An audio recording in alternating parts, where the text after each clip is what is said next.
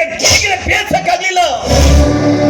3 ದಿನಗಳ ಕಾಲ ಸತತವಾಗಿ ಆಸ್ಪತ್ರೆಯಲ್ಲಿ ಸಾವು ಬದುಕಿನ ಮಧ್ಯೆ ಹೋರಾಡ್ತಾ ಇದ್ದಾಗ ನಾನು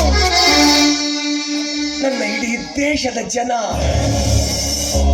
ಮನೆಗಳಲ್ಲಿ, ಮಂದಿರಗಳಲ್ಲಿ, ಮಸೀದಿಗಳಲ್ಲಿ, ಚರ್ಚ್ಗಳಲ್ಲಿ ನನಗಾಗಿ ಪ್ರಾರ್ಥನೆ ಮಾಡ್ತಾ ಇದ್ರು.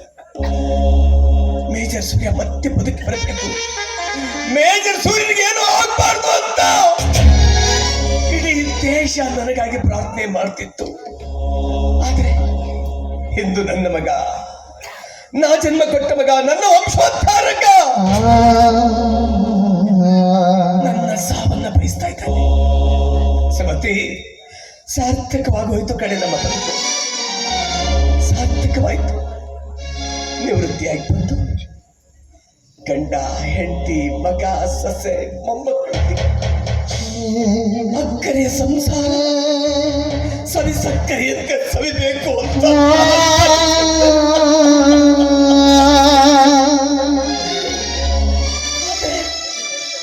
ಇದು ಸಂಸಾರ ಅಲ್ಲ ಕಡೆ, ವಿಷಸಾಗರ.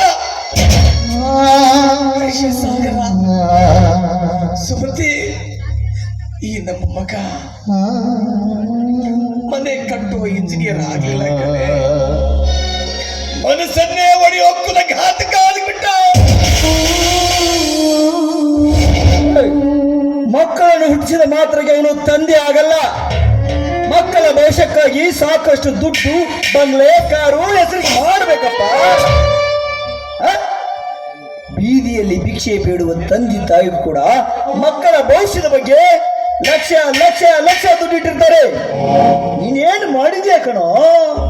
35 ವರ್ಷ ಗಡಿಕಾದ ತಂದ ದುಡ್ಡು ಬರೀ 50,000. ನಿನ್ನಿಂದ ಭಿಕ್ಷೆ ಬೇಡುವ ತಂದೆ ತಾಯಿಗಳ ಮೇಲೂ ಅಸಹ್ಯ ಆಗ್ತದೆ ನಿನ್ನ ಮುಖ ನೋಡೋದಕ್ಕೆ. ಹೌದಪ್ಪ, ನಿಮ್ಮಪ್ಪ ದುಡ್ಡು ಗಳಿಸುವ ಅಡ್ಡದಾರಿ ಹಿಡಲಿಲ್ಲ ಕಣೋ. ನಿಯತ್ತಿನಿಂದ ದೇಶದ ಸೇವೆ ಮಾಡಿದ್ದೀನಿ. ಬಂದ ಹಣವನ್ನೆಲ್ಲ ನಿನಗೇ ಸುರಿದಿದ್ದೀನಿ.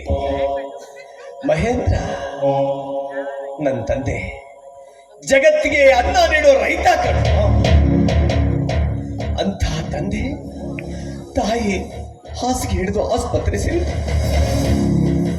ಅಂತ ಕಷ್ಟ ಕಾಲದಲ್ಲಿ ನಾನು ಅವರಿಬ್ಬರ ಆಸ್ಪತ್ರೆ ಬಿಲ್ ಕಟ್ಟಬೇಕು. 6 ಜನ ಅಕ್ಕ ತಂಗಿಯರು, ಒಟ್ಟು 9 ಜನ ತುತ್ತಿನ ಚೀಲ ತುಂಬಬೇಕು. ನನ್ನೆಲ್ಲ ಅಕ್ಕ ತಂಗಿಯರು ಮದುವೆ ಮಾಡಬೇಕು. ಇಷ್ಟೆಲ್ಲ ಜವಾಬ್ದಾರಿ ಇರುವಾಗ ತುಡದೆ ಹಗಲು ರಾತ್ರಿ ಅಂತೆ ತುಡದೆ. ಆದ್ರೆ ನಾನು ದುಡ್ಡು ಗಳಿಸುವಂತ ಯಾವುದೇ ಅಡ್ಡದಾರಿ ಹಿಡಿಲಿಲ್ಲ ಕಣೋ. ಏನ್ ಹೇಳ್ತಾ ಇದ್ದೀಯ ನೀನು?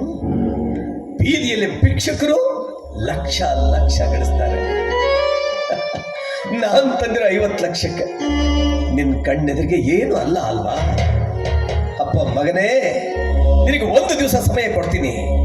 ನೀನು ನಿನ್ನ ಸ್ವಂತ ಪರಿಶ್ರಮದ ಮೇಲೆ ಬರೀ 1,000 ರೂಪಾಯಿ ದುಡ್ಡು, ಆವಾಗ ನಿನಗೆ ಗೊತ್ತಾಗುತ್ತೆ ಹಣದ ಬೆಲೆ ಏನು ಅಂತ. 50 ಲಕ್ಷ ನಿನಗೆ ತುಚ್ಛವಾಗಿ ಕಾಣುತ್ತೆ ಅಲ್ವಾ?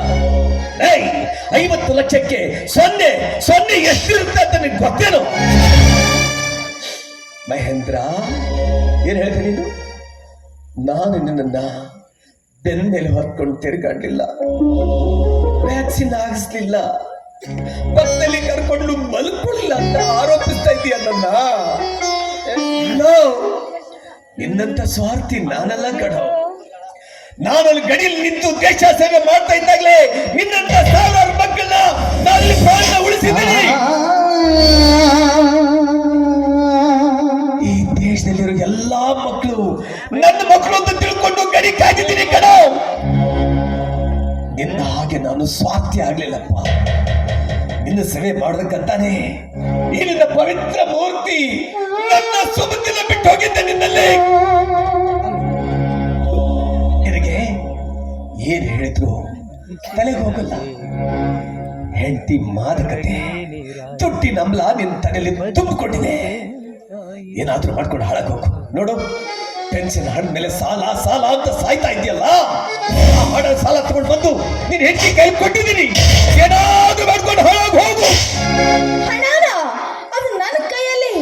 ಅಯ್ಯೋ ದೇವ್ರೆ, ಮಾವ ಈಗಾಗಲೇ ನನ್ನ ಮೇಲೆ ಒಂದು ಅಪವಾದ ಹೊರಿಸ್ಬಿಟ್ಟಿದ್ದೀರಾ. ದಯವಿಟ್ಟು ನೀವು ಕಾಲಿಗೆ ಕೇಳ್ಕೊತೀನಿ, ಇನ್ನೊಂದು ಅಪವಾದ ಹೊರಿಸ್ಬೇಡಿ ಮಾವ, ಹೊರಿಸ್ಬೇಡಿ. ಯಾಕಪ್ಪ ಯಾಕೆ ಈ ತರ ಮಾತಾಡ್ತಾ ಇದೀಯ? 10 ನಿಮಿಷದ ಹಿಂದೆ ಹಣದ ಚೀಲ ತಂದು ನಿನ್ನ ಕೈಲಿ ಕೊಡ್ಲಿಲ್ವ ನಾನು?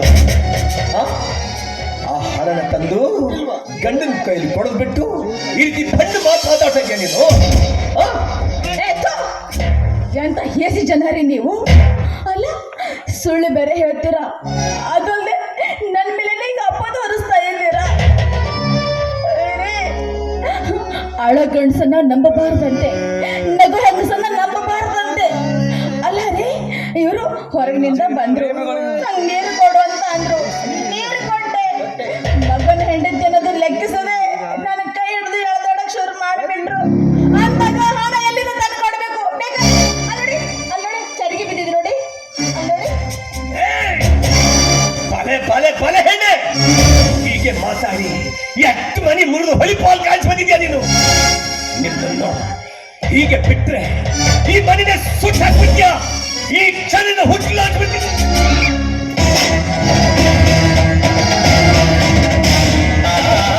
ಮಗನ ಹೆಂಡತಿ ಮಗಳ ಸಮಾನ ಆದ್ರೂ ಮರೆತು ಮಗಳ ಹೆಂಡತಿ ಚೆಕ್ಕ ನೋಡ್ತಾ ಇದ್ದೀರಾ?